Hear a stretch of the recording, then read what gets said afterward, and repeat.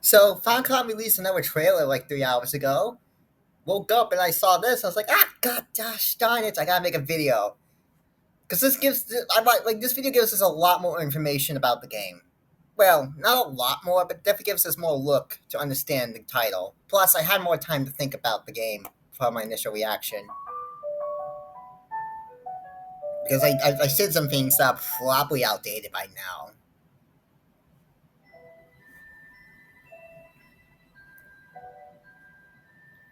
Looks like that's probably the bright area, bright house. Clock tower is pretty classic. I have to say, can I control the sound? There we go. Yup, this is definitely how they're going to celebrate the 20th anniversary. So, yep, that's the original game up in the corner. We have the new game here. Now, what I originally said is like this looked like a budget title. I still think this didn't have that high of a budget, but looking at it now and knowing Falcon, I think the reason why this game looks like this is probably because this was developed with the Switch in mind. I I think I forgot the Daybreak games. They were developed with the PS4 in mind. PS4 and later PS5 in mind, which are much more powerful consoles than the Switch, like 2 generations more powerful. And if you look at like the like Ease 10 and how that looks, this honestly looks similar in texture quality to Ease 10, which is probably why it looks worse than like well in what I mean was not like art style. I love the art style. Like I got well, okay, so it's growing on me. I wasn't initially a big fan of the cell shading, but honestly, it's not that bad now that I'm looking at it more. It's still not the most favorite thing in the world, but like, I understand why they did it because the Switch is not that powerful. So they had to like turn down literally everything so this game could run on the Switch as optimal as possible. So they went with the cell shading because that improves.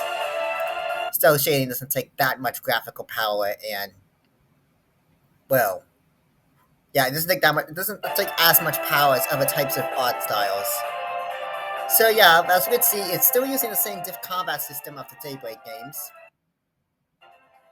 Now, I was watching some other videos based on other YouTubers, and one of them pointed out, I don't remember her name, I have to look it up.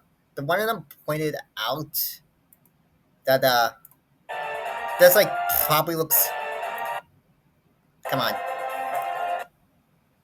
That there's gonna be like different levels of weakness. You can't see it here. I recommend you watch her video too, but it's gonna be like different levels of weakness. So like an enemy can be like weak to an attack and then much weaker to another attack by the looks of things.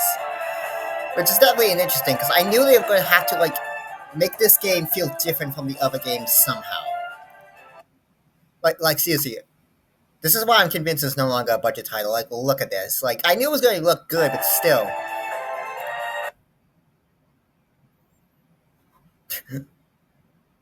Aw. Where's the gold rat? That's a classic. No one. Yep, it's still bright. Because for some reason these trailers, which are exclusively Japanese, have a lot of English words. 2025. Grass doesn't look that bad.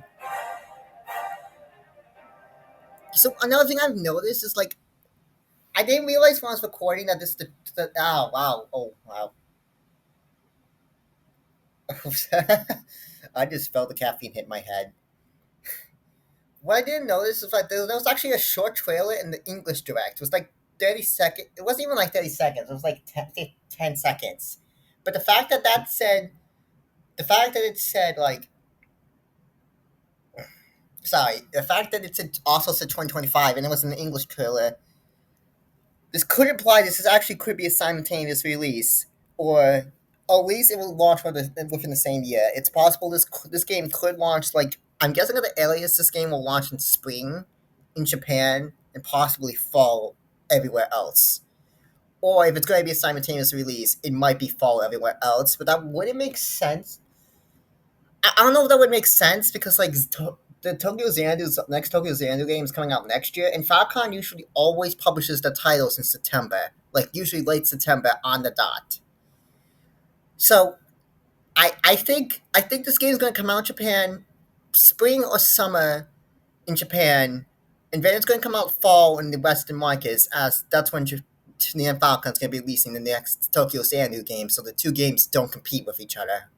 That's my theory about the release schedule, anyways. Like, look at these airships.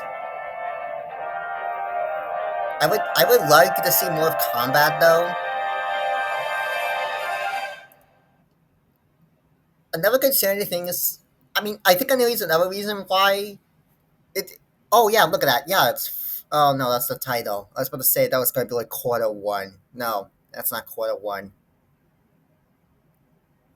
Right now, this is like in the American trailer. If you like see the video, it's like that thumbnail. It's like this title. They don't use the English title, which has me a bit concerned. But I think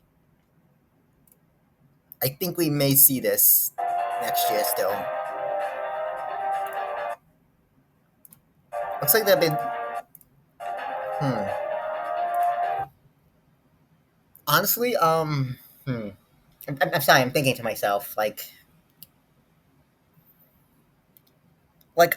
also I didn't state this in the last video, but like I'm wondering like who's gonna be publishing this because like Xseed owns the localization rights to the Trails of the Sky, and based off of some of the translated dialogue people have already done, because of course they have, it looks like it's very similar to Xseed's script, which makes me think Xseed will be publishing this game in the Western markets.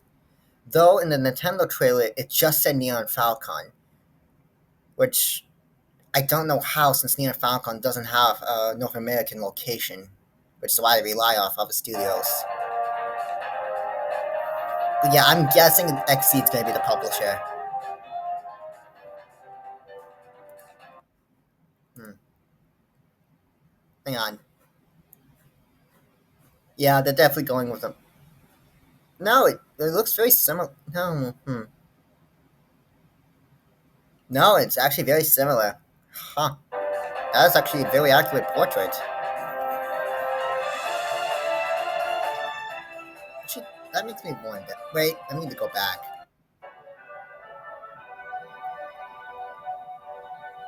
Hey, I don't know too much. I haven't played the PS. Well, okay, what I mean is I haven't played the PlayStation Vita version. I've only played the PC version. But the art direction, I can't tell if the art for these characters are from the original game or the PS version. Because I know for the PlayStation Vita they did new art for the character portraits. I wonder. It looks like we might get the old portraits for this game, which is probably understandable because I think a lot of people will mix on the new portraits. Hmm. Well, that gives us more look as the environment, and honestly, I realize I keep saying that. I really should stop saying that. This is definitely going to be something. I think there's. Yeah, I think again. Basically, my analysis is this will be coming late 2025 for us. Probably will be $60 on Switch. Because like this is probably what's dumbed down. The graphics were turned down for Switch quality. Actually, we might get this on Switch too, because like isn't like the Switch 2 supposed to come out in March? Like this is coming out on Switch. Actually, that's something. No, it'll definitely come out on Switch still, but it might come out on Switch too. We don't know. Hard to say. Well, actually, a more powerful version of this game might come out on the Switch 2 in 2026, knowing Falcon and the port schedule. I'm not sure if they have received a developer kit for Nintendo's new console. They may have. They are a very respectable studio in Japan, so they may have received a kit. So yeah, that's gonna be it for today's analysis. Just another quick back, quick back. As you can see, I don't talk well. This is just another quick analysis video, just like to go over the new look at the game again and make some corrections. I hope you enjoyed. It wasn't. I don't think it was as good as my last video, but it's like I just woke up. But it's still fun to see. Until then, folks.